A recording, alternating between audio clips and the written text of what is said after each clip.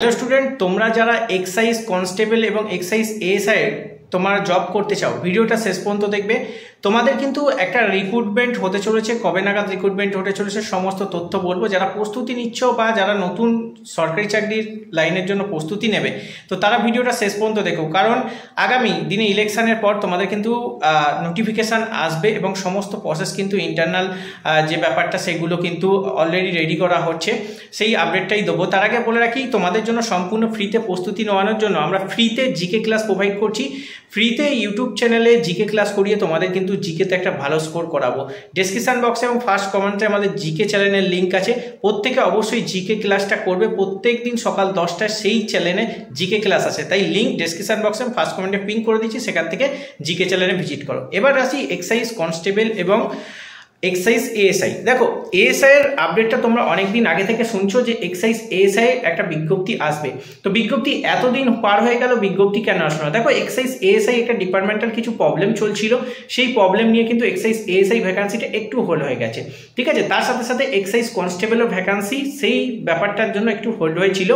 তো আগামী দিনে মোটামুটি তোমাদের সবার প্রথমে এক্সাইজ এএসআই এবং এসআই মিলে 400-450 মতো শূন্যপদ হয়তো আসবে, প্লাস মাইনাস হতে পারে।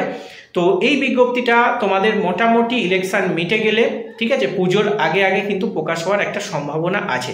দেখো, যদিও তোমাদের যতক্ষণ না অফিসিয়াল ওয়েবসাইটে নোটিশ আসছে ততক্ষণ কোনো রকম ডেট কিন্তু বলা যায় না বা কেউ বলতে পারে না, বাট তাও একটা এক্সপেক্টেড তোমাদের বলে দিচ্ছি। এবং এক্সাইজ কনস্টেবলে আবারও একবার কিন্তু নোটিফিকেশান আসবে, সেটা হচ্ছে তোমাদের মোটামুটি 2000 প্লাস শূন্যপদ মতো থাকবে এক্সাইজ কনস্টেবল। ওকে, 2019-এ একটা বেরিয়েছিল, আবার কিন্তু গিয়ে 2024-এ বেরোবে। এবার এক্সাইজ কনস্টেবলটা বেরোবে সেটা হচ্ছে নভেম্বর ডিসেম্বর, মানে বছর এন্ডিংয়ের দিকে তোমাদের এক্সাইজ কনস্টেবলটা আসবে। তবে এক্সাইজ কনস্টেবল আসবে। এবার যদি বলো যে দাদা এক্সাইজ কনস্টেবলে বয়সটা কী হিসাবে ধরা হবে, দেখো এখনও পর্যন্ত কোনো রকম কনফার্মেশন নেই যে বয়স তোমাদের 30 হিসাবে ধরা হবে না 27 ধরা হবে, কি ধরা হবে, সেটা যখন নোটিশ বেরোবে তার আগে কেউ তোমাদের বলতে পারে না। এখন এইটুখানি তোমরা জানো, তোমাদের একটা রিক্রুটমেন্ট হবে এক্সাইজের, যেটা এএসআই এবং এসআই এবং কনস্টেবল, এই দুটো কিন্তু এই ডিপার্টমেন্টে প্রচুর শূন্যপদ পড়ে আছে, সেই শূন্যপদগুলো পূরণ করবে। অলরেডি অনেক দিন আগে, আজ থেকে 6 থেকে 8 মাস আগে তোমরা সোশ্যাল মিডিয়ায় একটা আরটিআই কপি দেখেছিলে, যেখানে প্রায় মোটামুটি 1000-1500 মতো এক্সাইজ কনস্টেবল শূন্যপদ ছিল অনেক দিন আগে, বছর দেড়েক আগে হবে মনে হয়। তারপর সেই শূন্যপদ কিন্তু আরও বাড়ে, সেই শূন্যপদ বেড়ে মোটামুটি সেইগুলো পূরণ করার চেষ্টা করছে। সমস্ত প্রসেস কিন্তু চলছে, কারণ কিছু কারণ আছে এক্সাইজ ডিপার্টমেন্টে, সেই জিনিসগুলো যতক্ষণ শর্ট আউট না হচ্ছে তোমাদের ভ্যাকান্সিটা কিন্তু বের করতে পারছে না। তবে ভ্যাকান্সি বেরোবে, একটুখানি মনে রেখো, একটুখানি কনফিডেন্স নিয়ে প্রস্তুতি নিতে থেকো।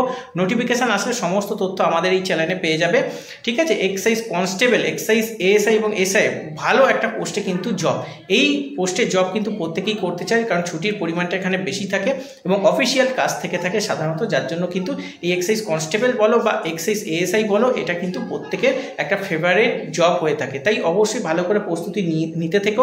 পুজোর আগে এক্সাইজ এএসআই বেরোনোর একটা সম্ভাবনা আছে এবং পুজোর পর ইয়ার এন্ডিংয়ের দিকে তোমাদের কিন্তু এক্সাইজ কনস্টেবল একটা বেরোনোর সম্ভাবনা আছে। এটাই তোমাদের সাথে শেয়ার করলাম। যারা এক্সাইজ ফ্যান আছো তারা অবশ্যই কমেন্ট করে বলবে। আর 2024-এ একটা নোটিফিকেশান তোমরা পাচ্ছ রাজ্য সরকারের তরফ থেকে।